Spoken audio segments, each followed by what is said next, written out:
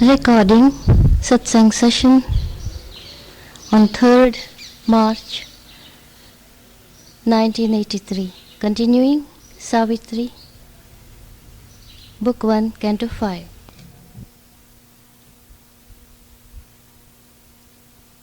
We were reading how the Almighty Occultist erects into space this world of ours. Now he describes how nature works. In her mysterious moods, divorced from the Maker's laws, nature has her moods. They are not very rational, as indeed nobody's moods are, and they are far separated from the laws of the Maker, of whom the poet has spoken earlier. She too, as sovereignly, creates her field. Nature also builds her field as supremely, as sovereignly as the Maker. Her will shaping the undetermined vasts, making a finite of infinity. What is boundless vast, she takes and puts into shape. She puts boundaries. She takes up infinity and in giving it form, converts it into a finite. She too can make an order of her caprice. Caprice is willfulness without any reason or rhyme. Earlier the poet has referred to something like this belonging to the Maker. Now he says, she too, nature too, can make an order of her caprice, her movements and workings of caprice. She can make them appear as if they are orderly, as if her rash, superb wager to outvie the veiled Creator's cosmic secrecies. She employs all her diligence, all her skill to outbeat the Creator, as if there is a bet who will do more. She outbeats him in the veiled secrecies, secret proceedings, secret procedures of the universe. The rapid footsteps of her fantasy, the whole thing is conceived as happening out of a fantasy, not a regular, determined plot. The rapid footsteps of her fantasy, amid whose falls wonders like flowers rise. As each footstep falls, wonders arise, like flowers arising from earth. From her footsteps, these wonders arise. And surer than reason, her movements are more sure than our mental reason, defter than device. Whatever tricks, whatever skillful stratagems we employ, her steps are defter, more clever and swifter than imagination's wings. Our imagination has wings which can never be exceeded. But nature's footsteps are swifter.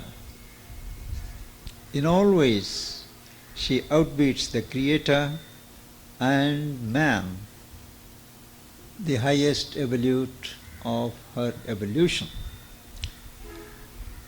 All she knew fashions by the thought and word. She utilizes the faculty of thought, the faculty of speech, to new fashion, to recreate everything. Compel substance, all substance, by her wand of mind. Wand, it is called a magic wand. Every magician has a small stick which is supposed to effect the miracles. Now her wand is mind. With the magic wand of mind, she compels all substance to take the shape that she wants. Then he describes the mind. The poet breaks off and gives a description of what the mind is. Mind is a mediator divinity. It is not something which has arisen from matter today and going to disappear tomorrow. It is a divinity. It is a power of God, and it is a mediator divinity. Mediator between whom? Between matter below and the divine consciousness above. The inconscience below and the superconscious above. Mind mediates. Mind it is which operates on matter and develops it. Mind it is which receives the ingressions of the higher consciousness and relates it to what is below. That is how mind is a mediator divinity. Not mind. He uses the word mind capital to show that it is not mind as we understand. Our mind is only a very imperfect, incomplete formulation of the real principle of mind. The origin of mind as we know it, is the divine mind. Those of you who have read the Life Divine may recall Sri Aurobindo's description of the divine mind as the last operation of the super mind, in which the perceiving consciousness holds itself and regards itself as an object. The one takes its stand and regards its million forms as objects. But it does not forget at any moment that all is one. The sense of oneness is always present. But at the moment, the perceiving consciousness is concentrated on the many. Now this poise of the supermind in looking at the many without forfeiting the sense of the governing oneness is the divine mind. The divine mind is a status where the many are regarded as held by one, but with their own individualities. This, when it crosses the border of the overmind, begins our mind, which a movement which culminates in our dividing mind. This is by the way. So mind is a mediator divinity. Its powers can undo all nature's work. Nature divides, nature enforces rigidity, nature establishes many habits. But mind, with its powers, can undo all that work. Mind being a superior principle, wielding as it does a higher power, can exert itself on the nature's organization at lower levels and change them. That is why mind can suspend or change Earth's concrete law. Affranchised from earth habit's drowsy seal, mind is freed, absolved from the drowsy seal of earth habit. Habit puts a seal, the habit of earth puts a seal which makes one drowsy, not inclined to move forward, but to stay put within the bounds of that habit.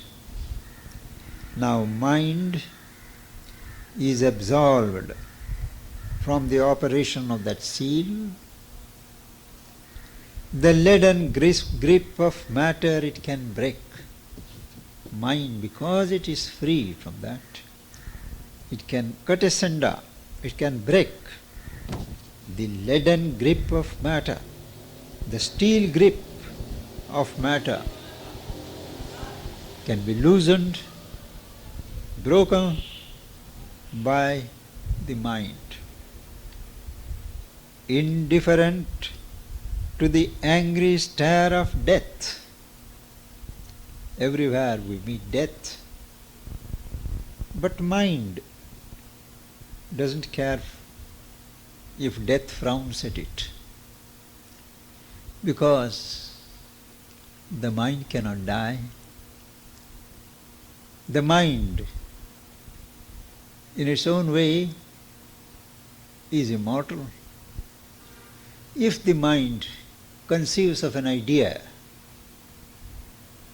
even if the body dies of the person, the idea remains. Shakespeare remains. Kalidasa remains. Their ideas, their conceptions, their thoughts, they are eternal. So he says, indifferent to the angry stare of death, it can immortalize a moment's work. An idea, a perception, it takes a moment. It comes. Thereafter you build it is another matter. But that one moment's perception, the mind can immortalize by setting it into the proper framework, by giving it a regular life sequence. An idea can be immortalized. A simple fact of its thinking force. The mind has many forces, but the main thing is the force of thought. A simple decree, this shall be so. The casual pressure of its slight assent, even if the mind says yes, not thinking deeply about it, but even casually. It exerts a pressure. And this can liberate the energy dumb and pent. Whatever energy is suppressed, held down, and is mute, that can be liberated by a simple decree or fiat of thinking force within its chambers of mysterious trance. The mind has chambers of mysterious trance where the usual operations of mind are not active. It is there that the earth's energy can be liberated.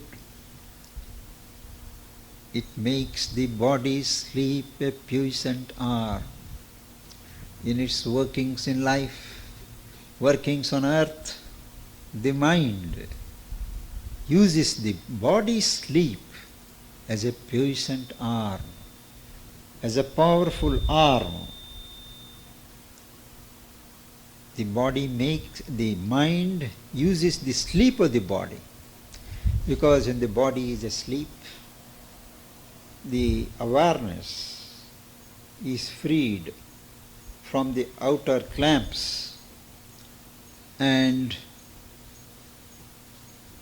in that state, when you are no longer subject to external compulsions, the mind works. Something inner gets an opportunity to work and hold still the breath. Even the act of breathing, it regulates. The beatings of the heart, that means the normal operations of the body, they can be suspended by the mind during body sleep, while the unseen is found, while God is found. The impossible done. What is impossible can be done in such moments when the outer consciousness does not interfere and the mind communicates without means the unspoken thought. There is a thought that is unspoken, but without speaking, the mind can communicate during the body sleep what it has to. It moves events by its bare, silent will. The mind is such a power that by its silent will it can move events. This is a fairly common operation with highly developed yogis, and Sri Aurobindo himself makes a reference to this power of his in one of his letters, I believe in 1913 or so, written to Motilal Roy in Chandranagar, where he says he has now got the power of operating on world events without moving from his place. By its bare, silent will.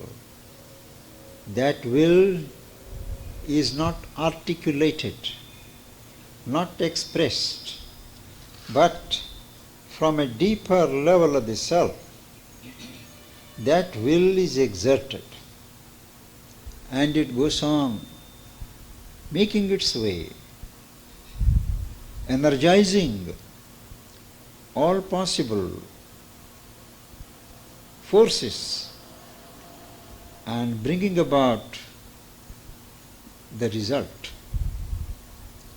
Similarly, in his thoughts and aphorisms, You would recall, he mentions that the French Revolution became possible because an Indian yogi in the snowy mountains dreamed of freedom, brotherhood and unity.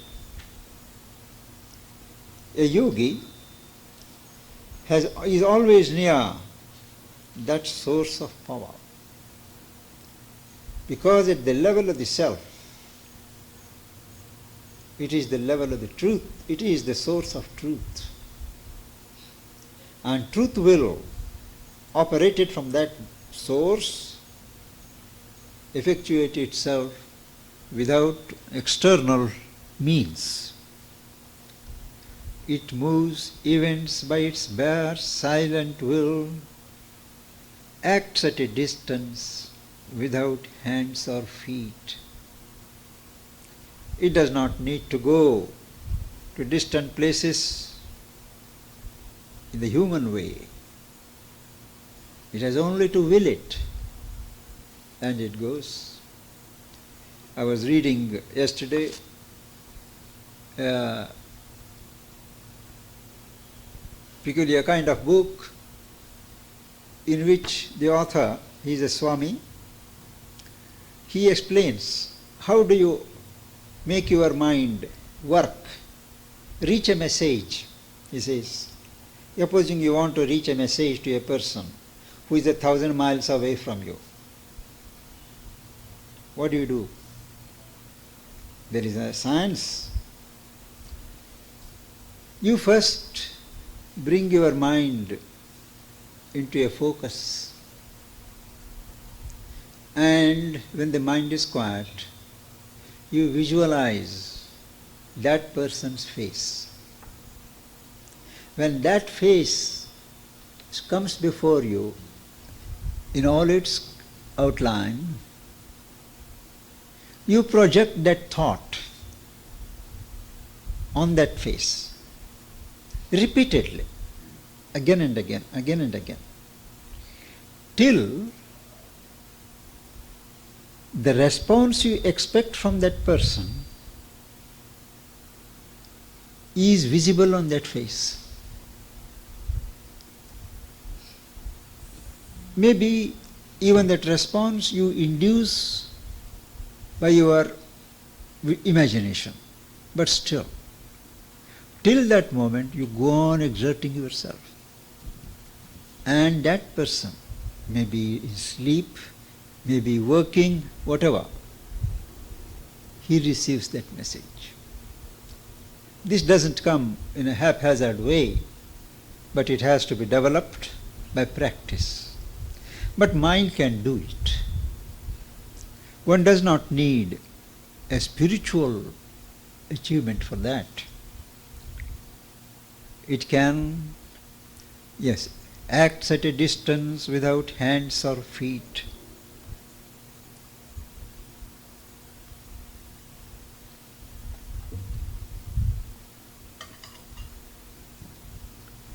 This giant ignorance, the ignorance that surrounds us and pervades the world, this dwarfish life,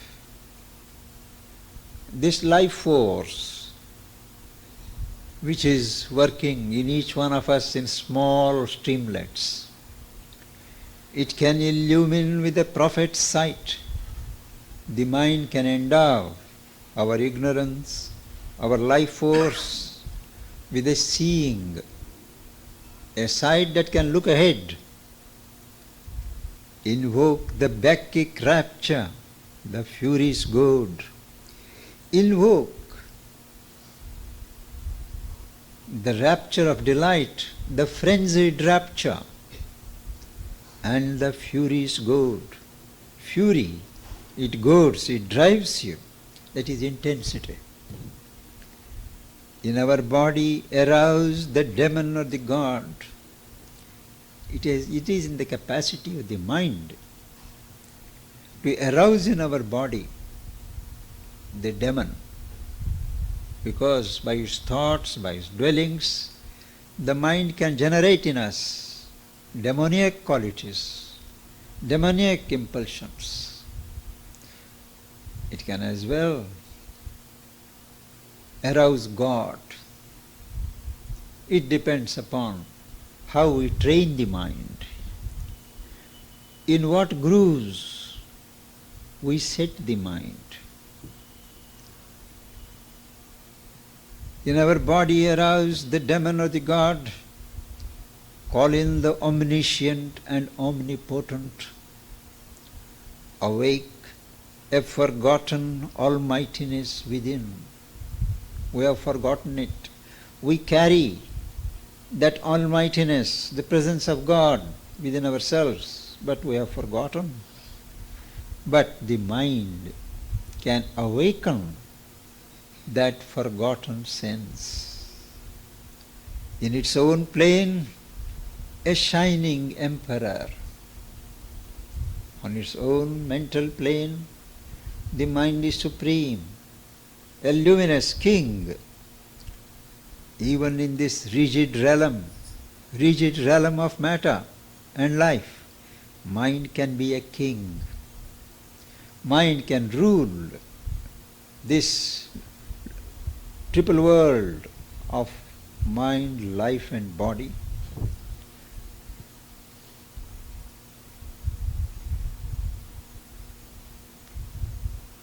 The logic of its demigod idea for mind. Idea is important. It functions through ideas. It is almost a god, not a true God, not a full-fledged God, but a demigod.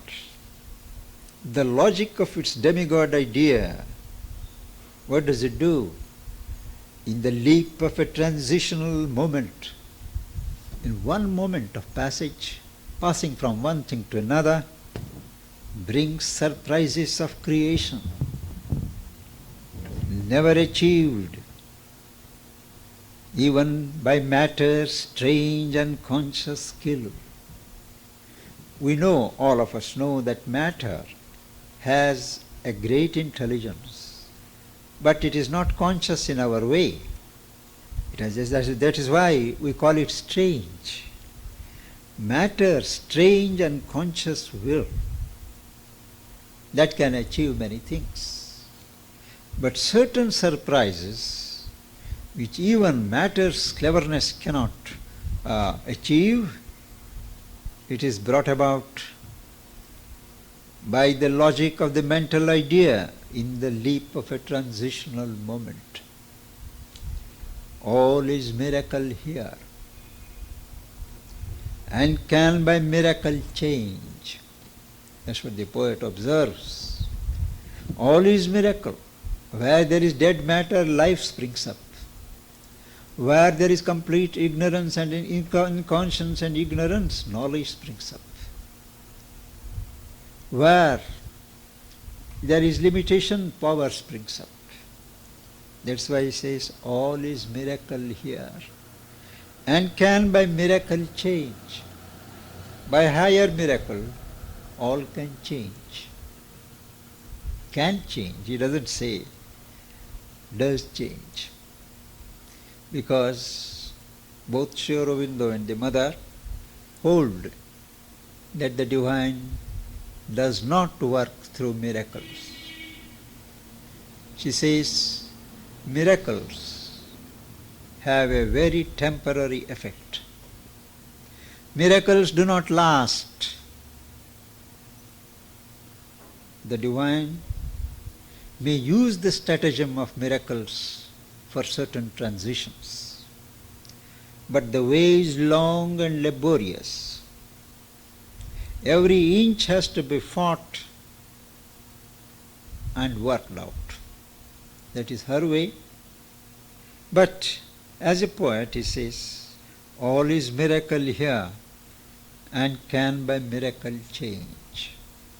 To read once again. In her mysterious moods, divorced from the Maker's laws, she too as sovereignly creates her field. Her will shaping the undetermined vasts, making a finite of infinity. She too can make an order of her caprice, as if her rash superb wagered to outvie the veiled Creator's cosmic secrecies. The rapid footsteps of her fantasy, amid whose falls wonders like flowers rise, are surer than reason, defter than device, and swifter than imagination's wings. All she knew fashions by the thought and word, compels all substance by her wand of mind. Mind is a mediator divinity. Its powers can undo all nature's work. Mind can suspend or change earth's concrete law. Affranchised from earth habit's drowsy seal, the leaden grip of matter it can break.